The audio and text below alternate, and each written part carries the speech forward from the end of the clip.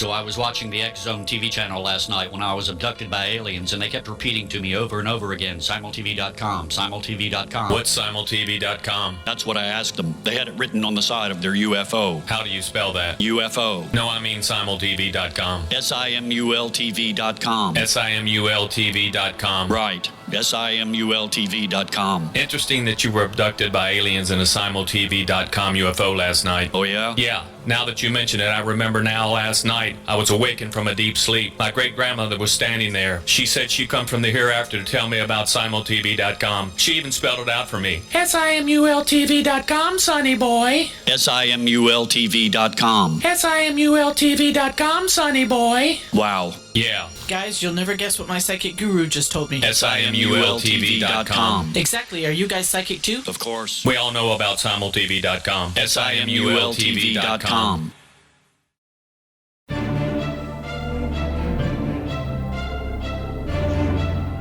Welcome to another edition of Cal's Corner Radio Show here on the X Zone Broadcast Network. My name is Kal Korff, and I'm your host, and the executive producer of the show is the one and only Rob McConnell.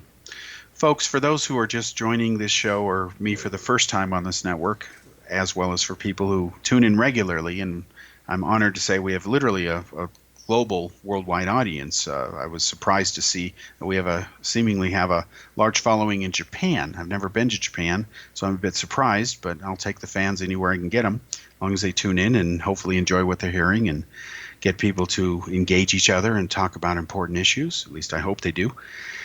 Anyway, we cover everything from politics to the paranormal on this show, and that's a wide variety of subjects. So let's get caught up real quickly on some news updates, and then we'll talk about politics. All right, to update some international news stories, the Saudis are saying now that the Saudi prosecutor has recommended the death penalty for at least 5 of the 11 accused killers or suspects in the murder of journalist Khashoggi, who was writing for the Washington Post. He was also writing for other publications. Now, you have to appreciate the cynicism in this decision, because this hit squad that was sent to kill him, murder him, it was a murder, let's be blunt. They didn't act on their own. Doesn't work that way in Saudi Wahhabia. Instead, they were acting on the orders of somebody very high up in the government, most likely the Crown Prince himself, since he spoke to Khashoggi on the phone just before they suffocated him with the plastic bag over his head. Duh. And what happened is according to what the Turkish government has released, and they've included audio of some of this, his last words, basically the command was given to bring me the head of the dog, quote unquote, and then, of course, they cut his head off and used acid to dissolve the body, because the Saudis are nice guys. So apparently that's what happened. Now these guys who are following orders, at least 5 of them, will probably be executed.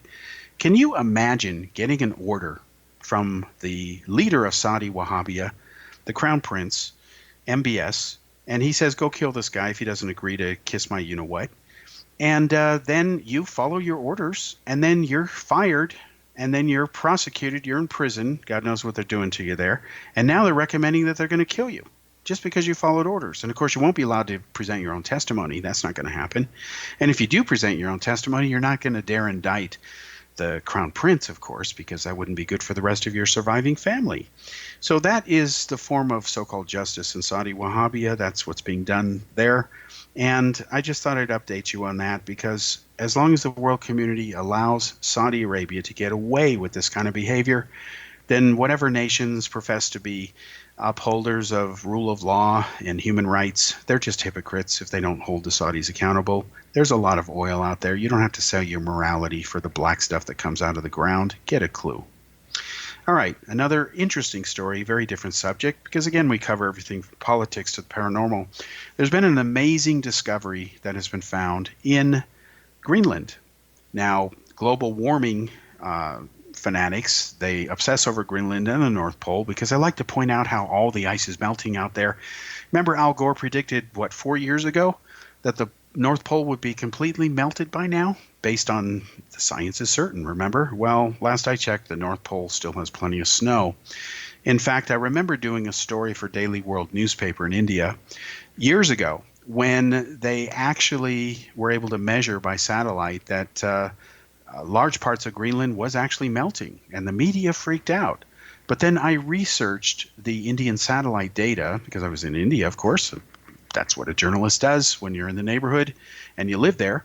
And I found out that it turns out that the melting that they were talking about actually was normal, and that there are a couple of days during the year in the summer where the sun is at the right angle and it's emitting enough heat, and it does cause these puddles of water to form. The ice starts to melt, and then it refreezes, and Greenland is still there. And that's the part of the story that the lamestream media didn't publish.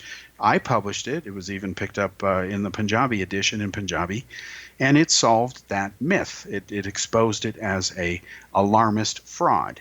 So now what scientists have discovered is something that's very interesting. They have actually found the forensic mark in the ground, the pockmark, if you will, the crater left by a meteor that slammed into Greenland about 12,000 years ago, according to them.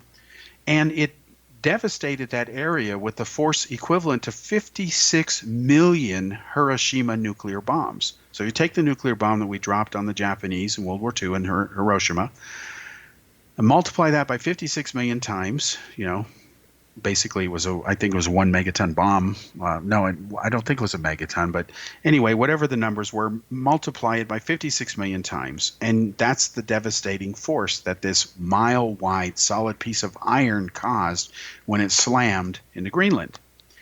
Now, I don't care what your view is on climate change, whether you believe it or not, or what used to be called global warming, but you have to admit that when a meteor does that, it's going to affect the climate. And of course, there are ancient accounts of a massive flood, both in the religions of Judaism and Christianity, of course, and in the old Sumerian, Babylonian texts. There's this talk about a flood that had happened and that a large ship was built to try to save lives and animals and so on. The most popular version or incarnation of that story is Noah's Ark, as it's popularly known in the Old Testament or the Pentateuch in Judaism of the Bible. Did it really happen? We know there was a flood. There's been several of them over documented history. How accurate is the account of the Bible? We can't prove it one way or another definitively, but the fact that this has now been found, the crater is there, the samples have been taken from the impact point. We know exactly this is beyond dispute. This totally destroys all past climate models that the global warming advocates have been pushing because they didn't know about this event. And what's interesting is when ice core samples from other places around the world, like far opposite in Antarctica, are studied, there's no evidence of this. It's not there. Or if it is there, they've missed it. Either way, it is a humble reminder from Mother Nature, for lack of a better term, God if you're religious, I guess, that just when we think we know everything, we really don't know anything, or we know very little. Our egos get in the way of our understanding. For us to assume that things were always the same way in the past just because we observe the way they are now, that's a theory called uniformitarianism. You can't prove it often, and it's often wrong because things do change. And what would happen today if a large asteroid smashed into the Earth? Could we even stop it or alter its course? Would we have to fire thousands or hundreds of nuclear missiles to do that? We don't know because we haven't had that challenge yet. There is a international treaty among nations, Russia, China, us, essentially the nuclear powers or countries that can get into space, including Japan, that if an asteroid does come to Earth and it's going to smash into us, apparently there's an arrangement to fire missiles to try to destroy or alter its path by the different nations. They cooperate so that they make sure they're not trying to fool each other and trying to nuke each other, or some country mistakes a launch by us as a nuclear attack. So I'm glad that those treaties are there. But in modern times, or at least since the history of the human race that we know of, we've never had that danger or problem. Probably one of the closest encounters of a potentially devastating asteroid occurred in Siberia in the early 1900s when a carbonaceous chondrite meteorite exploded about 10 kilometers above the Earth and was as powerful as several hydrogen bombs. It leveled forests for hundreds of square kilometers around. It caused such a huge illumination at night that there are actual newspaper accounts from the European press, especially in France, where people reported that they could read the newspaper at night without a street light because the light from the impact of this explosion over Siberia was so enormous that it was light for a couple of nights during that impact. And this is actually reported in the newspapers at the time, so we know it did happen. Now, thank God it didn't land in a populated area. If it had landed in Paris, it would have wiped out most or much of France. Luckily, that hasn't happened, but there's no guarantee that it won't happen in the future. We don't control that. There's a lot of stuff floating around up there, and of course, it gets attracted by gravity and everything else going on. And one day, something like that is going to happen. It's inevitable. It's only a question of, are you going to be alive during that time? It's kind of like California. If you live in California long enough, you're going to experience an earthquake. That's just the way the geology is there. All right, so that's an update on a couple of the top news stories. What we're going to do as we get into the rest of the show now is we're going to talk about the election and what's been going on there.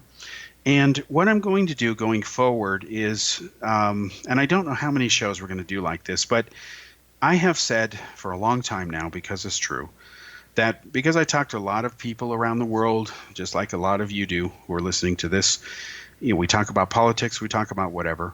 I am sick and tired of hearing the left and the Democrats and people who hate Trump dismissing people who support Trump as being Nazis or racists or people who just don't get it or whatever. They're missing the point. The point being that if the Democrats had run a better candidate than Hillary Clinton, Donald Trump may not be president today. But what did the Democrats do? They rigged their own primaries against Bernie Sanders. They because Hillary spent hundreds of millions of dollars essentially bribing people to get her support. The superdelegates they gave her before the first primary even was held was such a formidable lead that nobody could overcome it. It was essentially a rigged election on the part of the Democrats. So Queen Hillary lost. I'm glad she lost. While I don't support Trump, as far as I'm concerned, like most Americans, the election was between two lousy choices. And because I refuse to choose between two lousy choices, I have higher standards than that. I decided to vote for neither. So that's what I did. And I don't support the Democrats. I don't support the Republicans. Instead, I care about individual issues. And we'll come back to that issue after this commercial break.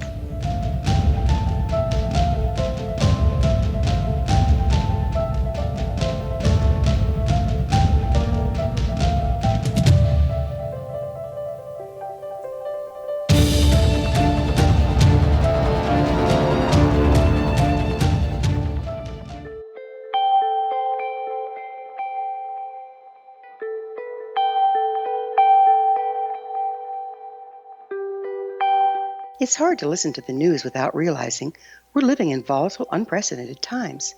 Yet never has there been such an opportunity to transform the human condition. As old structures fail, where can we find the guidance to co-create a better way? Find Your Path Home is an ever-evolving, leading-edge information, education, and healing resource center designed to support and guide you on your path to unity and enlightenment. Based on sound principles employed by shamans worldwide, we provide techniques that can support you through the current transitions, offering online shamanic classes, international long-distance shamanic healing sessions, complimentary Mission Evolution radio episodes and Stairway to Heaven TV vignettes, seminars, retreats, and much more. All of this can be found on findyourpathhome.com.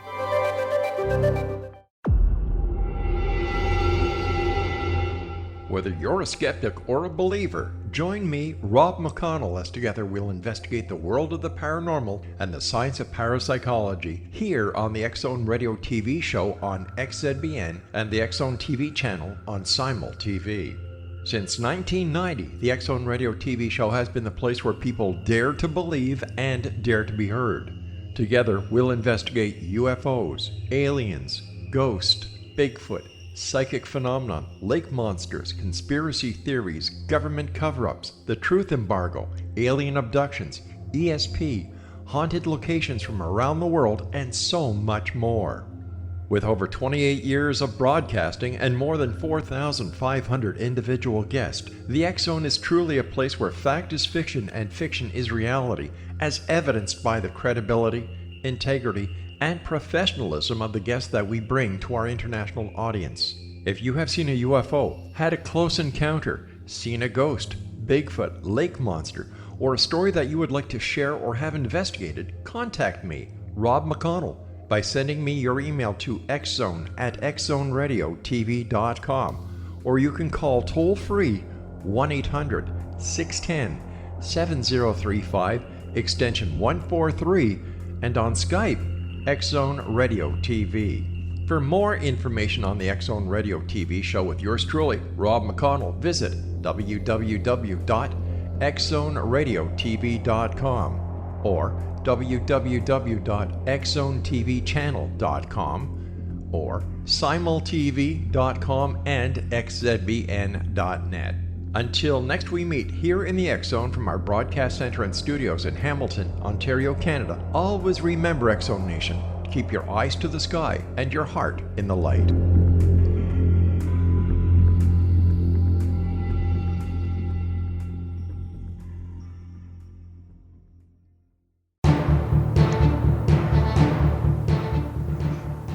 Welcome back to the second segment here on Cal's Corner Radio Show here on the X Zone Broadcast Network. My name is Kal Korff and I'm your host, and the executive producer of the show is Rob McConnell. As we were talking about before the commercial break, the election, as an American who's lived outside the country for 18 years, covering the American scene as a bureau chief and a reporter going back many years overseas. Of course, I covered the 2016 election, every single milestone of it. For what it's worth, I predicted Trump would win, not because I supported him. I got accused of that immediately, which is ridiculous. I've never voted Republican. I don't identify with Republican ideology.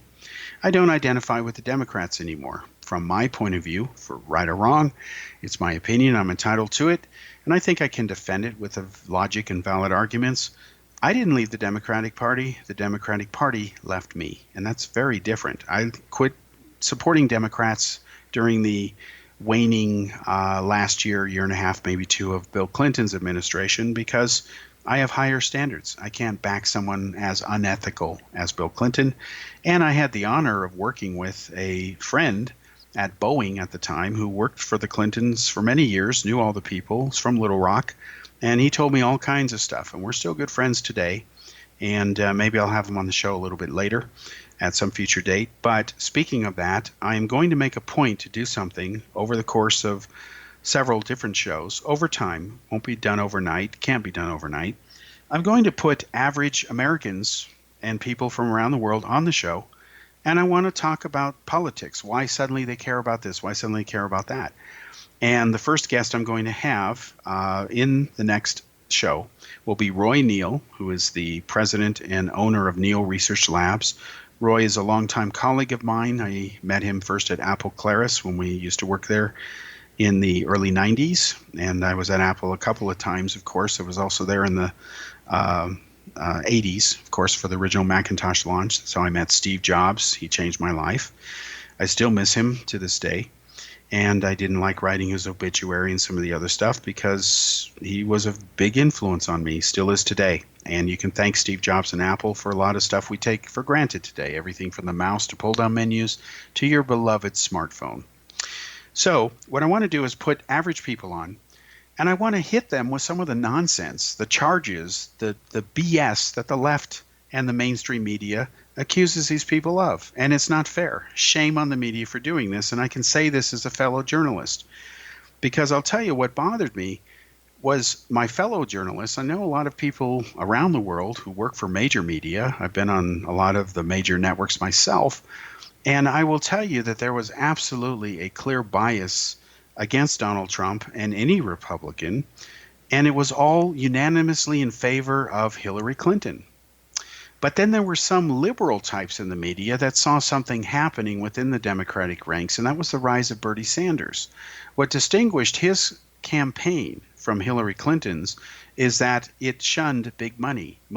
All of his donations came from essentially individuals. He didn't take big money from big money.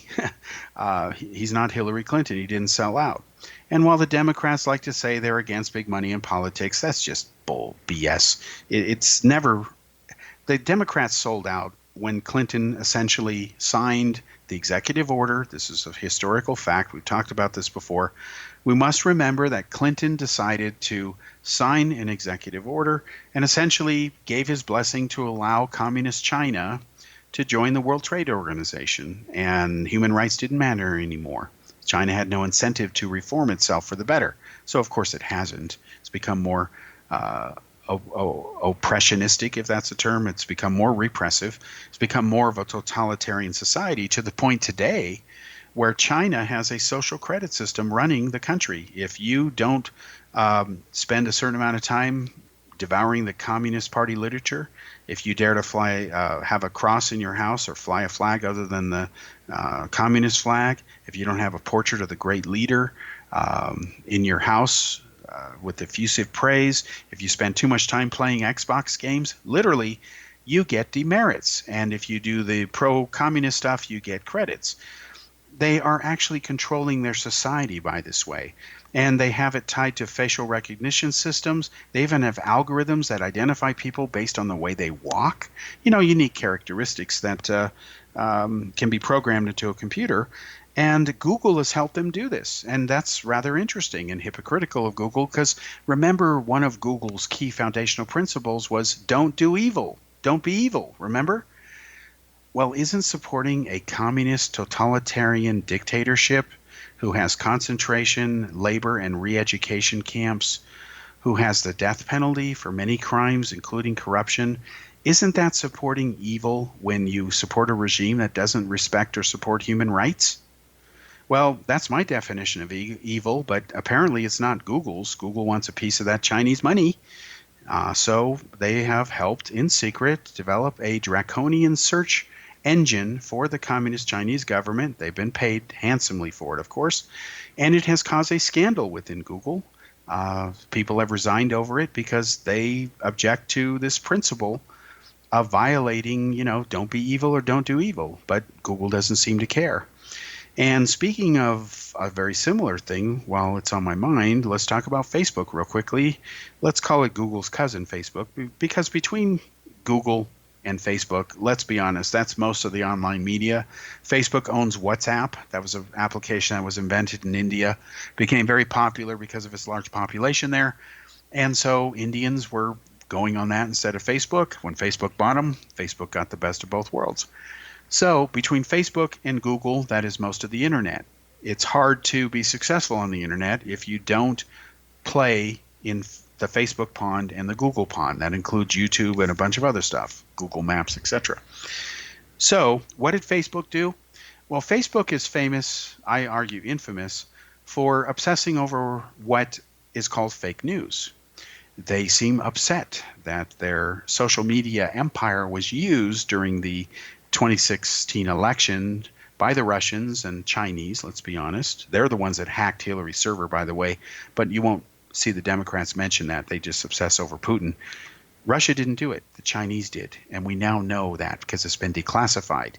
So the idea that Hillary's server was never hacked, the claim that it was never hacked has always been a lie. It was hacked by China. They were reading everything. Thank you, Hillary. So what did Facebook do? Well, of course, they're fighting fake news. And according to Facebook, they've deleted around 1.5 billion accounts. Now, that's a rather interesting number because according to Facebook, they have a little over 2 billion users online. Are you telling me that 75% of them are phony and you've deleted them because they're too far right for Facebook or it's a phony person? Wow. If 75% of all the Facebook people you're interacting with out there don't really exist or the fake accounts, what does that say about Facebook? If I were an advertiser who bought into their rates and schemes, I got 2 billion users, and all of a sudden I find out that 1.5 billion of them are fake or have been, closed down, I'd want my money back. But that's for other companies to argue over. But let me tell you what Facebook has done. They're denying it, but the evidence seems to indicate that they're not telling the truth here. It seems that Facebook hired a company, a PR company, this has been exposed in the news as of last night, to attack Jewish billionaire George Soros. Now, why would they attack Soros, since Soros is against Trump, right? He's a left-wing, bleeding liberal. He believes in open borders. He believes in no borders.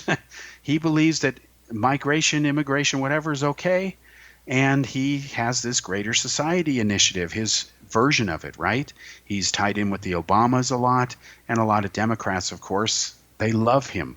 See, the Democrats love George Soros's big money, but they don't like the Koch brothers' big money because the Koch brothers don't give it to them. That's why they don't like it. But Soros gives them plenty of money. In fact, he's announced that he's spending $500 million more to go ahead and punish the U.S. and other countries to encourage massive waves of migration. And he's admitted he's going to, fund this as part of his open society nonsense. So what did Facebook do to George Soros? And George Soros has a lot of money. He's not a guy you trifle with. Well, what they did is they hired a PR firm, according to the media, who blew this open last night. And the PR firm was hired to attack and discredit George Soros and blame him for all of the bogus attacks on Facebook. Now, talk about a scapegoat. If you look at the Old Testament, somebody would sin and they go grab an animal and apologize to God and sacrifice it, and all their sins were forgiven, right? God helped the poor animal who died for something he didn't do. Well, that's basically what Facebook has done with George Soros. They took George Soros, who had nothing to do with the issue. They might as well pick Bozo the Clown, just as relevant. And they say, oh, he's responsible for spreading these attacks against Facebook because all the attacks are invalid. Facebook does nothing wrong. So Zuckerberg seems to have himself surrounded by a bunch of, brown-nosed lackeys who are yes men. And they're essentially, surrounding the wagons here around him, protecting him. And what they've done, although they deny it, they're just now being hit with this charge by the media who have investigated this. They said, no, we didn't do any such thing, but they're providing no evidence to disprove the allegations. So imagine Facebook, who's concerned about fake news, goes ahead and hires a PR firm to frame a guy who had nothing to do with the criticisms of Facebook, and they're generating by that very dynamic fake news. If that isn't the definition of hypocrisy, nothing is. So that's what you have going on with Google and Facebook. I hope you guys love what they're doing morally and ethically, politically, whatever you want to call it. No wonder people are starting to drop these services, or there are calls to break them up because they've become too powerful, especially when they can make or break governments. We'll be back after this commercial break.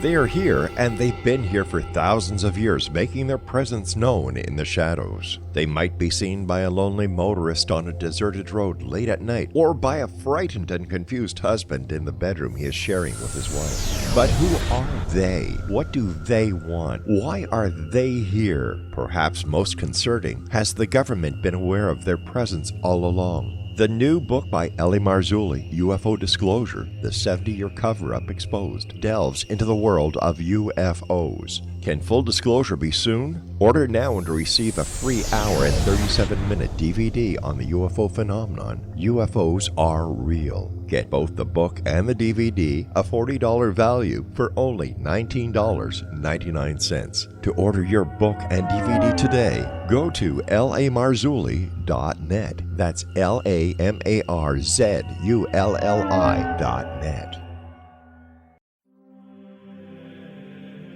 Rob McConnell here, presenting an overview for Nicholas Paul Jennings, author of a fascinating book, Amen. It presents facts revealed by Egyptologists, facts that enable us to understand why Amen is the beginning of creation of God. It provides recommendations for religious leaders of the major religions to unify their beliefs and teach the Word of God. Love one another. Amen informs people how mankind conceived God. It was the Egyptians that developed the concepts of a soul, a hereafter, and Son of God. And finally, after the worship of many gods, they conceived the belief in one universal God, the maker of all there is. For more information, visit www.futureofgodamen.com. That's www.futureofgodamen.com.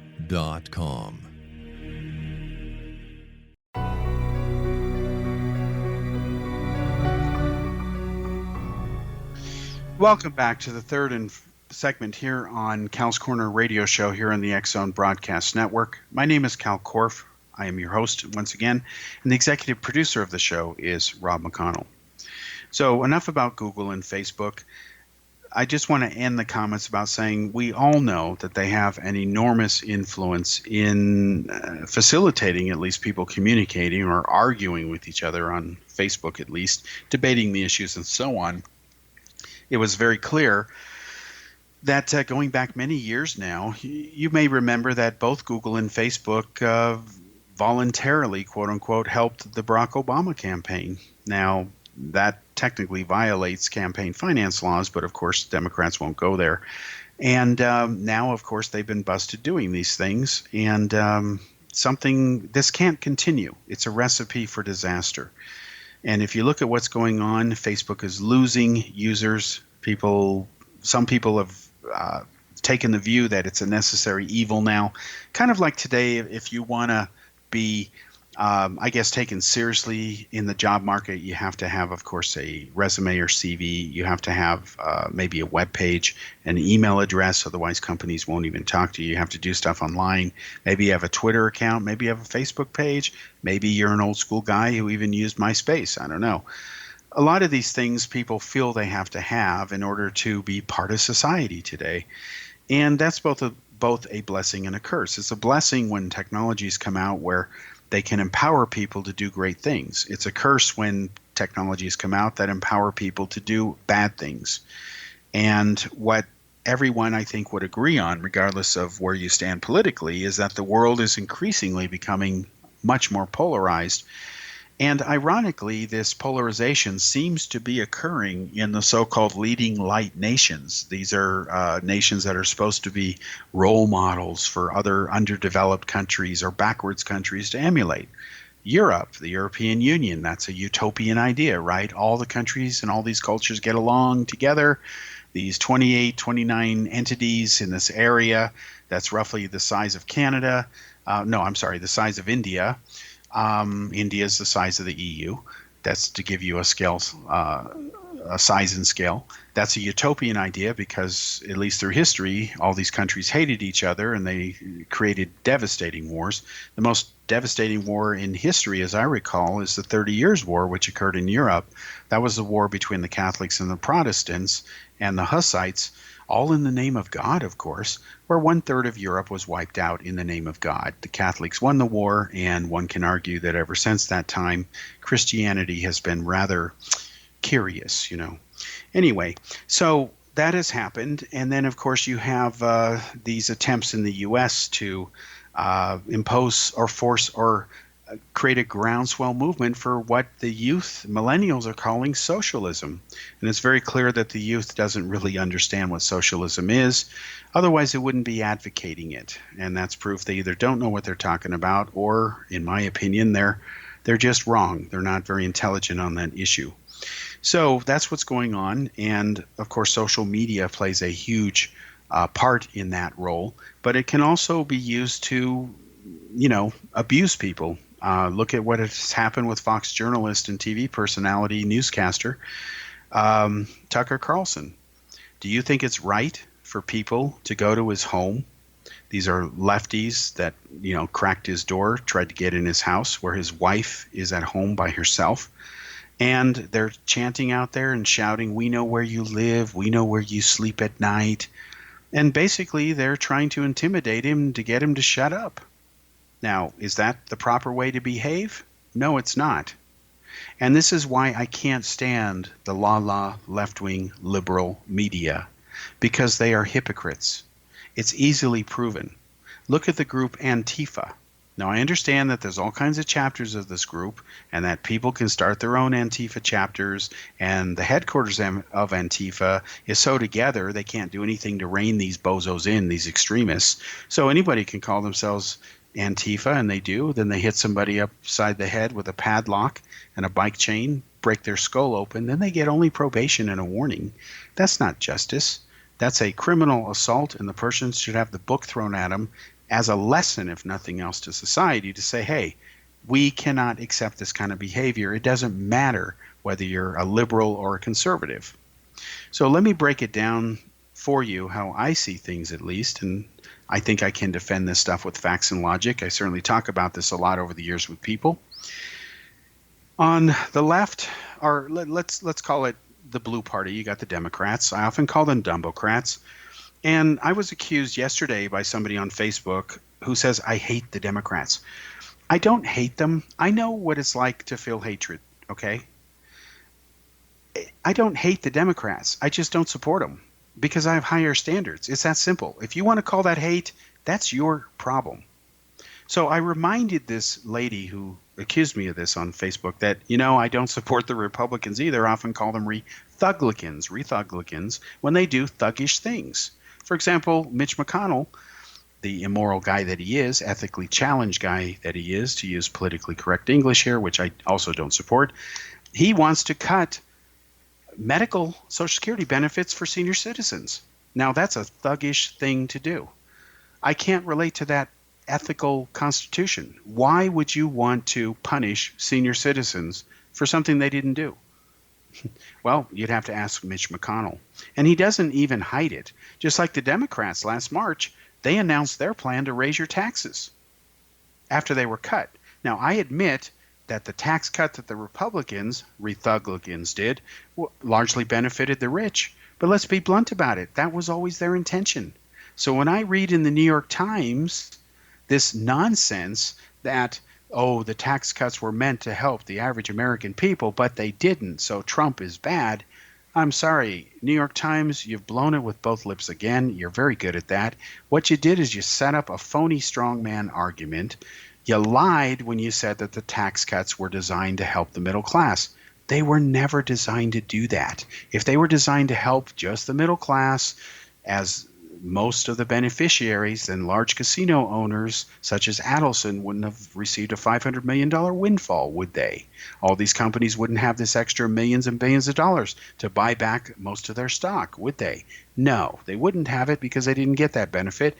Instead, the money would have gone to the middle class, and it didn't. Instead, the tax cuts were exactly what the Republicans love to argue, which is delusional, and that's trickle-down economics. Give the rich what they want, and they'll take care of the poor. Doesn't work that way, folks. History has proven that. Even David Stockman, the bozo budget office director under Ronald Reagan's administration, admitted trickle-down economics doesn't work. He knew it wouldn't work, but he said what he said and lied the way he did because that was paying his bills at the time when he was in Reagan's administration. So you have on the left a party which says, we support the middle class. We support the best values of America. We support, and the way they define this is immigration for everybody. You can just show up to America illegally, we'll sort it out, okay? We want free education. We want free health care. We want everybody to make at least $15 an hour. We want taxes that benefit the middle class mostly. We want to reduce military spending. We want to encourage globalization and integration of the economies of different countries because if people are trading, they're not going to be bombing each other. We've heard this kind of stuff before. It sounds all lofty, utopian, but is it reality? No, it's not. In fact, there's some very draconian stuff going on here. I will tell you, as a longtime journalist who was a former Democrat and having seen the Democratic Party morph into something that bears no resemblance to what it used to be in the 60s when I first got interested in it, I miss the days when there were characters like Lyndon Johnson and John Kennedy that represented the Democratic Party, when they really did care about what most people were could relate to. They were against racism. They were against prejudices. They supported civil rights. But it wasn't out of control. We must remember that civil rights leaders back then, they bent over backwards to advocate nonviolence. Today, if you're a Trump supporter, the left is like, go kill him, go hurt him, go injure him, go harass him, go try to get him fired. Do anything to make his life miserable, make him an outcast, make him shunned in society. That is wrong, folks, on principle. In fact, it's pure hypocrisy.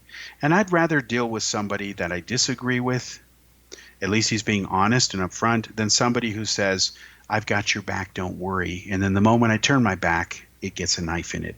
That, to me, is what the Democrats do. Now, what about the Republicans? Well, they are not the party anymore of what they used to be. If Ronald Reagan were alive today trying to run for president, he would be shunned by the conservative crowd as a liberal, even though he's not.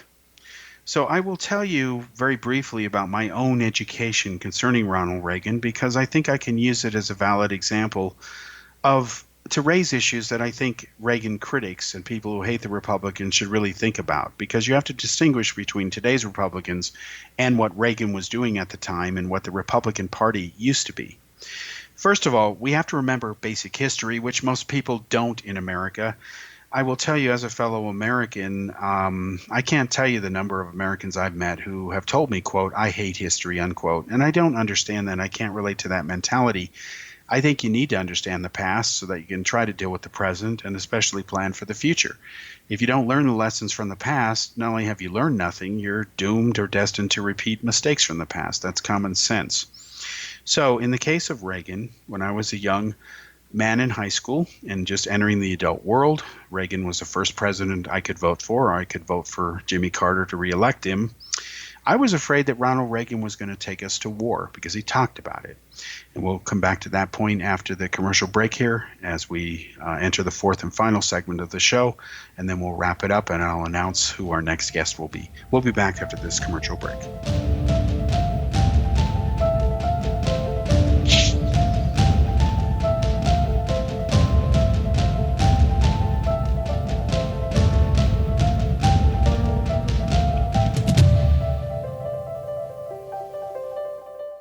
You have heard of the X Zone? Now watch it on Simul TV, plus 500 video games, live TV channels, free video on demand, worldwide, and more. Does this sound like tomorrow's television? Well, it is, but you can have it today, right now. It is Simul TV. Simul TV offers what the others only wish they could provide. 15 exclusive channels like X Zone, sci-fi, and horror. We are worldwide. No other provider offers that. 500 built-in video games. No need to have an extra expensive system. We have them included. Free video on demand. Live streaming events from around the world. Interactive online network, and much more. Tomorrow's TV today. Simul TV. Sound too good to be true? Well, it's not. You can have Simul TV today. Sign up at simultv.com. Do it today.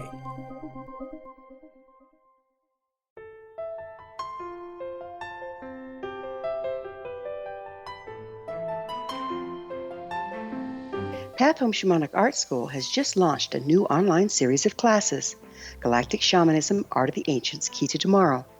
In these classes, composed and taught by Path Home founder and director Gwilda Wiyaka, you'll learn practical shamanic skills to support your daily life, such as how to build a medicine wheel to access the power of the earth, perform a shamanic journey, create sacred space in which to live and work, empower your life with totem animals, elementals, and fairy folk, and learn the art of accurately reading signs and omens.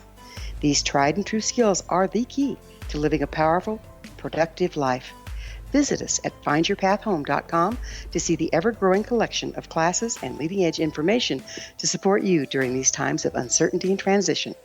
All can be found at findyourpathhome.com.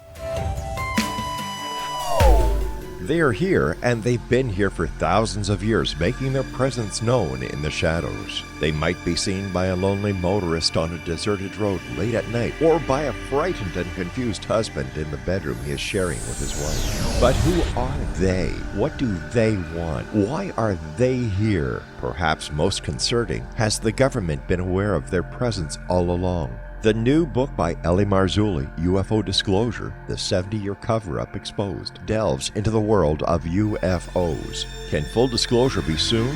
Order now and receive a free hour and 37-minute DVD on the UFO phenomenon. UFOs are real. Get both the book and the DVD, a $40 value, for only $19.99. To order your book and DVD today, go to lamarzulli.net. That's LAMARZULLI.net.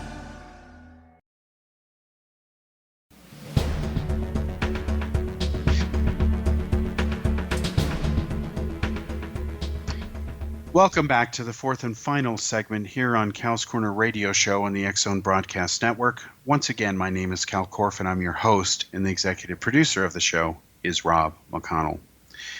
So, to give you the short version of some interactions regarding the issue of Reagan being president in my short life, what happened is, of course, I grew up in a family that was pro-union. My dad was a hardcore Democrat, say a Kennedy Johnson type Democrat. Unions, as far as I was concerned, I understood why they existed. I think they're very valid things depending on the company. But I remember telling my dad and asking him this question. I said, Dad, why would you work for a company that is so bad that you need a union to protect you? And he couldn't answer that question. I said, well, Dad, I'd rather not work for that company, although I understand why the union exists. And I understand that it was necessary for some companies, especially decades ago. So as I grew up and worked for everything. When I worked at Lawrence Livermore Lab and Boeing and Apple and those big guys, they were not union at Boeing in the group that I was in, BCAG, which was Boeing Commercial Aircraft Group, in the IT department, as well as in the projects that I was matrixed to about half-time with Defense and Space. These were people with black stripes on their badges, of course, who had clearances and all that stuff. There were no unions. The unions tended to be in the assembly manufacturing area, and I was not in that. I was in systems computing architecture and IT department, of course, as an analyst and a bunch of other things on the standards boards. There were no unions. And I remember being at Apple, and union guys would approach us and say, hey, you want to unionize? And I remember one time I asked the union guy, well, what benefit will I get if I'm paying you X number of dollars a month? What are you going to do for me? And everything that he mentioned, we already had those benefits. In fact, we had better ones. So I said, why would I give you money to get something less or what I have now? He couldn't answer the question. So we voted against unionizing because Apple does take care of its people. That's a fact. So what you have in the political system is, as I was growing up, again, Democrat, I had a problem with Jimmy Carter because as I'm getting ready to enter the adult world, I'm seeing interest rates at double digit, like 21%. I'm seeing inflation out of control. I couldn't get a raise fast enough to keep up with inflation. And I remember Reagan said near the end of his third debate, he said, ask yourself this question when you go to vote. Are you better off now than you were 4 years ago? If you are, vote for him. If you're not, I'd like your vote. I think it's a very simple, straightforward, logical thing to say. But as someone who was entering the adult world and, of course, had to register for the draft and all that stuff, I was afraid that we were going to head into a war with Russia. And the reason I thought that is because in 1979, for 3 consecutive months, some very interesting things happened in the Middle East. One of these 3 events didn't receive a lot of coverage compared to the other. First of all, there was a takeover of Mecca by radical Islamic extremists. These were people who were similar to bin Laden. This guy thought he was the Mahdi, the return of the Messiah. And of course, they took the Mecca hostage. And what happened is French commandos had to be flown in to solve the Saudis' problem. They were officially converted to Islam, quote unquote, which was nonsense. They went in there and they poured water on the ground and with electrical cables electrocuted the terrorists as well as shot them. So the French cleaned up the Saudi mess. Then there was the Iranian Revolution in November of 1979. Ayatollah Khamenei came to power, and Iran has been screwed ever since. Then there was the invasion on Christmas Day, of course, deliberately, by the communist Soviet Union of Afghanistan. And of course, that invasion was wrong. So I'll never forget what happened. The Russians went on a PR tour worldwide to try to convince the world that what they were doing was just. So I was invited to go to San Francisco to the World Affairs Council, where the Russian delegation was going to give their lame excuses for why they invaded Afghanistan and ruthlessly brutalized it and murdered people there, especially innocent people and children. They'd actually equip toys with explosives, put them on the ground, knowing that children would pick them up and that they'd lose an arm or would die. What the Russians did deliberately is they wanted to maim or cripple 25% of the entire population, knowing that because of the tribal structures of the Afghan culture, that it would cause a disproportionate number of relatives to have to take care of that injured individual who, of course, had lost a limb or a leg or a hand or whatever. And that was one day of grinding down the Afghan people to subdue them. So what happened is these three events happened in a 3-month period. Jimmy Carter was absolutely a wimp on the world stage where it concerned foreign affairs. In fact, his apologists will say, well, look what he did in the Middle East. He forced peace between Israel and Egypt. Nonsense. The real story of that, folks, and I know it from Israelis, is that Mossad had finally convinced Anwar Sadat, Egypt's former dictator, was later assassinated because he signed that treaty with Israel for peace. He was assassinated by Zawahiri's group, which was later associated with Al-Qaeda, co-founded it with Osama bin Laden. Zawahiri's still alive today on the run, as far as we know. What happened was Mossad had finally convinced Sadat that there were a lot of people trying to kill him, and they kept telling him, this guy's trying to kill you, this guy's trying to kill you. Egypt would investigate it, find out it was true.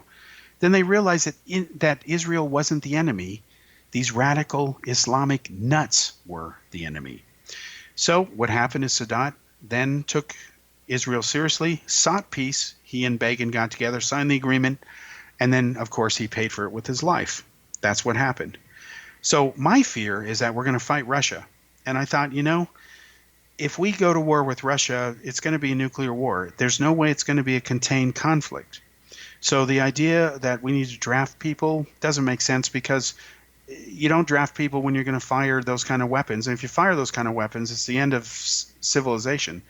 So this is really a tough nut to crack. And I didn't have faith in Reagan's rhetoric of, saying that he would go to war. In fact, he told Iran that if they didn't free the hostages by the time he was sworn in, he would start bombing. He wasn't bluffing, and I supported that action.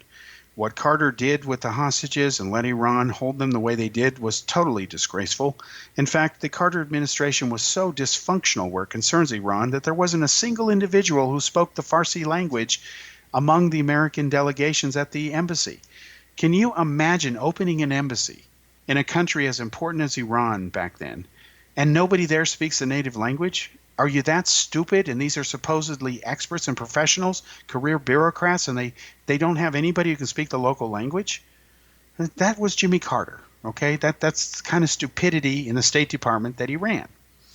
So I'm afraid we're going to get into war. So I go to the World Affairs Council, and of course I'm against communism.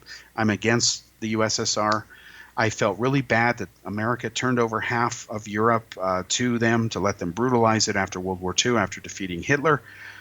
And the Russians get up there and they give their whole story on why they invaded Afghanistan. And the short version was this.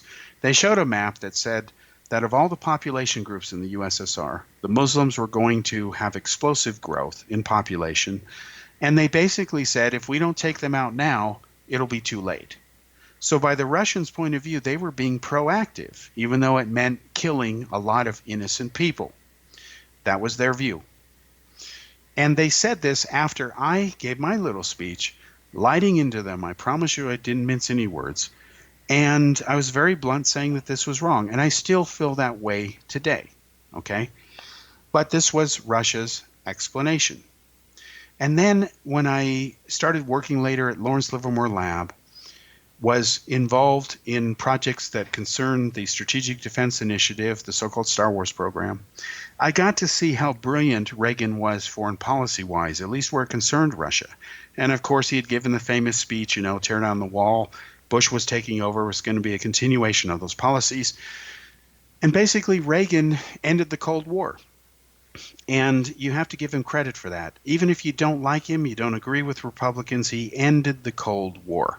He made a point to push the collapse of the Soviet Union by bankrupting them, by outspending them. And that's how he did it. And it worked. And the world has been a better place since, despite what Vladimir Putin says. So my respect for Reagan changed entirely. I understood the importance of the end of the Cold War. I was always worried about the Cold War. I always feared as a young kid that I might die in a nuclear holocaust, along with everybody else, of course, because that's what seemed to be inevitable at that time. And it still could happen one day. Let's be honest, folks. There's North Korea and some other bad guys out there. But you have to give Reagan his credit. And when you look today at his famous speeches of tear down this wall, well, why isn't Trump telling China to tear down its wall? I don't know. You'd have to ask Trump. Trump seems to like people who blow sunshine his way. Well, I'm not into blowing sunshine, so I can't relate to that mentality. So as far as I'm concerned, when you have a political party that wants to harm senior citizens, that doesn't care about the homeless, that just does things socially like cut education standards, they're not going to get my support. And I'm not going to support the other party who's in their opposition, who believes in no borders, who believes that everything should be free, that, we have over 100 different genders, and that it's wrong if people get upset or offended, and that millennials can't handle their smartphones because the smartphones are corrupting their minds. Let's ignore the issue of personal responsibility. There's a famous meme floating around. It shows Jesus, an image of him, saying, "Oh, you're a Democrat. I'll give you a pass on that abortion thing." That, to me, sums up the hypocrisy and the immorality of both parties. They've lost the higher ground. They claim they stand for it, but they really don't. So going forward, I'm going to start featuring people on the show who are average Americans, and I think you'll agree with their opinions. The first guest will be Roy Neal. He'll be on the next show. I'll tell you about Roy in the next episode. And for those people who think that those who don't support the Democrats are haters, extremists, racists, or whatever, all I can say is pull your head out of your you-know-what. We'll be back next week.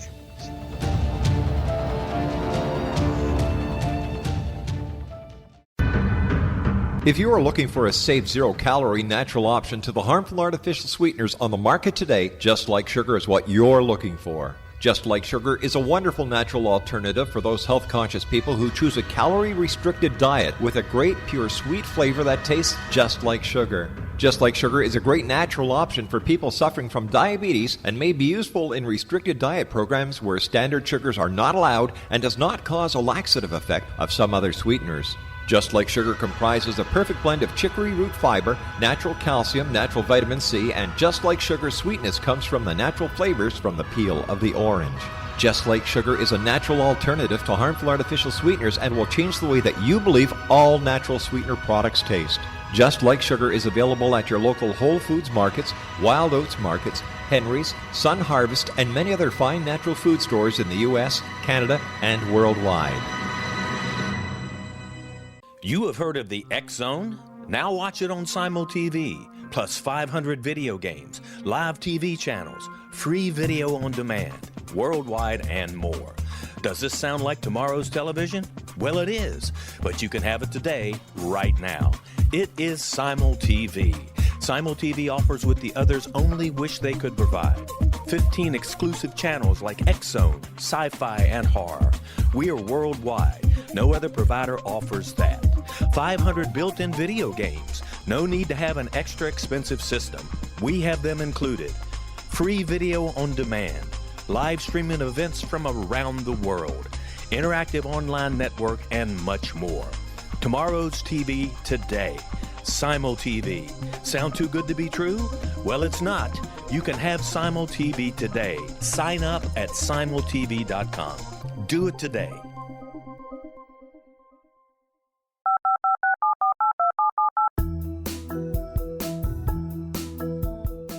Did you know that when you're on the road with limited data or Wi-Fi, you can still listen to the X-Zone Radio Show with Rob McConnell, The Science of Magic with Gwilda Wiyaka, X-1, Dimension X, Space Patrol, and every minute of the X-Zone Broadcast Network by calling 213-401-0080, courtesy of Audio Now.